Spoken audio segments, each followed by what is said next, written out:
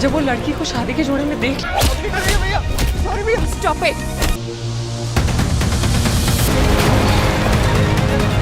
Hello friends, आज हम इस वीडियो में बात करने वाले हैं तेरे इश्क में मूवी के बारे में, जो अब आपको ओटीटी पर देखने को मिलेगी। तेरे इश्क में मूवी में आपको धनुष और कीर्ति सेनन मूवी में देखने को मिलेंगे।